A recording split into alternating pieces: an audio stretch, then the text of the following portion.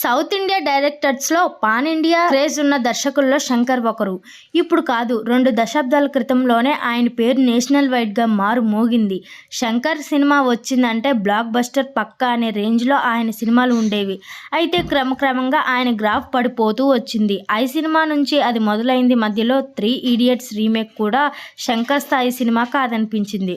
Robo ఎంత hit అయిందో తెలిసిందే కానీ 2.0 ఆ స్థాయిని అందుకోలేదు. ఇక ఎన్నో భారీ అంచనాల మధ్య వచ్చిన ఇండియన్ 2 సినిమా డిజాస్టర్ అయింది. అందుకే రామ్ చరణ్ గేమ్ చేంజర్ తో స్ట్రాంగ్ గా కంబ్యాక్ ఇవ్వాలని చూస్తున్నాడు శంకర్.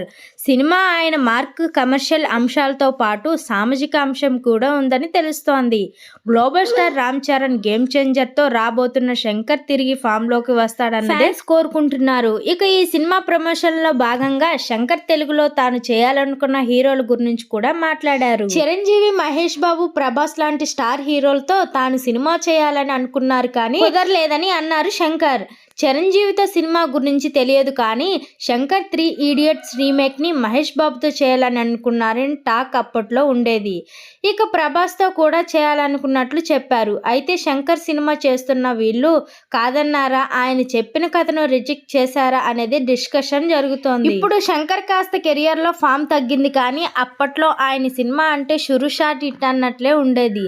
ఆయన దృష్టిలో పడాలని హీరోలు ఆసక్తి చూపించేవారు. కానీ శంకర్ మాత్రం తాను చిరంజీవి, మహేష్ బాబు, ప్రభాస్తో సినిమాలు చేయాలని అనుకున్న అవి సెట్ ఇవ్వలేదని చెప్పి షాక్ ఇచ్చారు.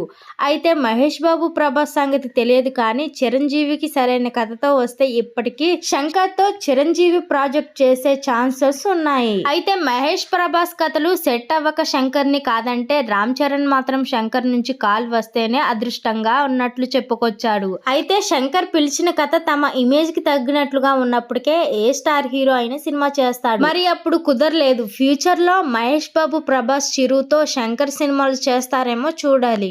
చూసారు కదా ఫ్రెండ్స్ ఈరోజు టాపిక్. ఈ వీడియో కనుక మీకు నచ్చినట్లయితే లైక్ చేయండి, షేర్ చేయండి, ఎలా ఉందో కామెంట్ చేయండి, అలాగే సబ్స్క్రైబ్ చేసుకోండి.